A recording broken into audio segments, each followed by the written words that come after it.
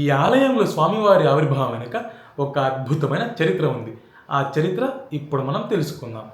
భూలోకంలో ఉన్న భక్తులను అనుగ్రహించడానికి శ్రీ మహావిష్ణువు తన పాన్పోయినటువంటి ఆదిశేషుని ఈ ప్రదేశంలో పర్వతంగా వెలమని ఆదేశిస్తాడు. అప్పుడు ఆదిశేషుడు స్వామివారి యొక్క ఆదేశాల మేరకు ఈ ప్రదేశంలో పర్వతంగా వెలుస్తాడు.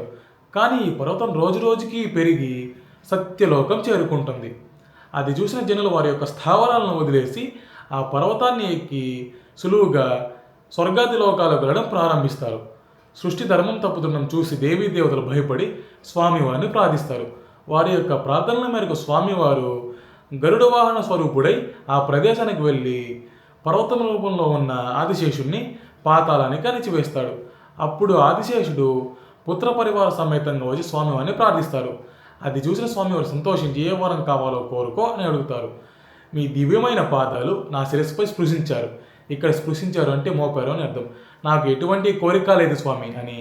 కానీ స్వామి మీరు ఈ ప్రదేశంలో కొలువై భక్తులను అనుగ్రహించాలని కోరుకుంటారు. అప్పుడు స్వామివారు వరం ఇచ్చి అంతర్ధనమైపోతారు. కశ్యప మహర్షి యాగం. తరువాతి కాలంలో అంటే ద్వాపర యుగాంతంలో కశ్యప మహర్షి యాత్రలను చేసుకుంటూ శ్రీ మహావిష్ణువు యొక్క దర్శనం కోసం వెళ్తూ ఉండగా నారదుడు ఎదురవుతారు.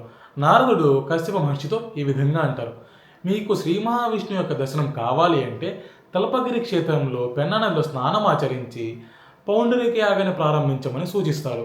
ఆ సూచనల మేరకు కశ్యప మహర్షి తలపగిరి క్షేత్రంలో పెన్నా నదిలో స్నానం ఆచరించి పౌండరీక యాగాన్ని ప్రారంభిస్తారు.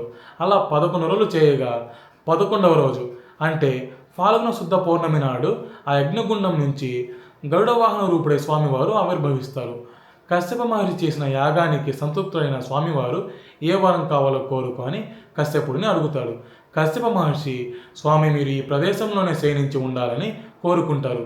అప్పుడు శ్రీ మహావిష్ణువు అటు ఆదిశేషుని యొక్క కోరిక, ఇటు కశ్యప మహర్షి యొక్క కోరిక, వీరిద్దరి కోరికల మేరకు స్వామివారు ఈ తల్పగిరి క్షేత్రంలో అనంతశయని భంగిమలో శయనించి ఉండిపోతారు.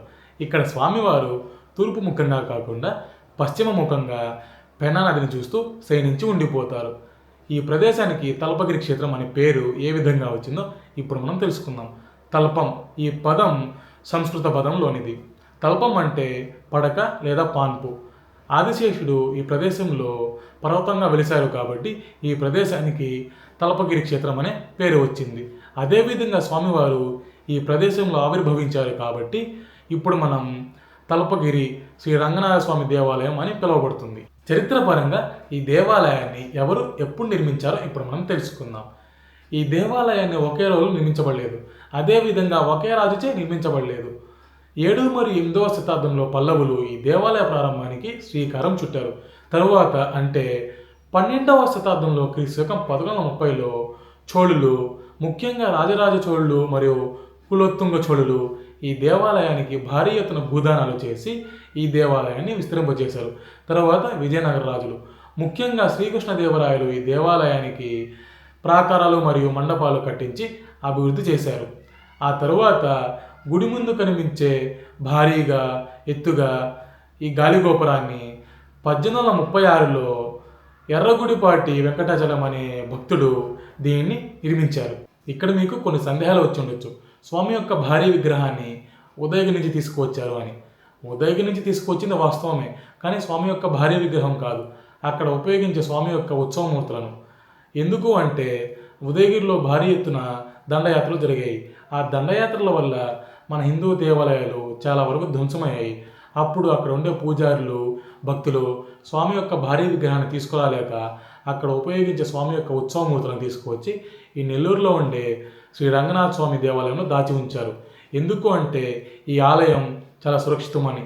అదేవిధంగా ఆ విగ్రహాలను ఇక్కడే ఎందుకు ఉంచారు అంటే అక్కడ ఉండేది విష్ణుమూర్తే, ఇక్కడ ఉండేది విష్ణుమూర్తే, అందువలన ఆ విగ్రహాలను ఇక్కడ ఉంచారు. ఇప్పటికీ ఆ ఉత్సవ విగ్రహాలు ఆ దేవాలయంలో మనకు దర్శనమిస్తాయి. ఈ దేవాలయం నెల్లూరులో పెన్నా నది పక్కనే ఉంటుంది. ఈ దేవాలయం పేరే తల్పగిరి శ్రీ రంగనాథ స్వామి దేవాలయం. ఈ వీడియో మీకు నచ్చినట్లయితే లైక్ చేయండి, షేర్ చేయండి, కామెంట్ చేయండి. అదేవిధంగా సబ్స్క్రైబ్ కూడా చేయండి. మరో వీడియోలో మళ్ళీ కలుద్దాం. ఓం నమో భగవతే వాసుదేవాయ. ఈ వీడియోలో ఏమైనా తప్పులు దొర్లి ఉంటే నన్ను క్షమించండి.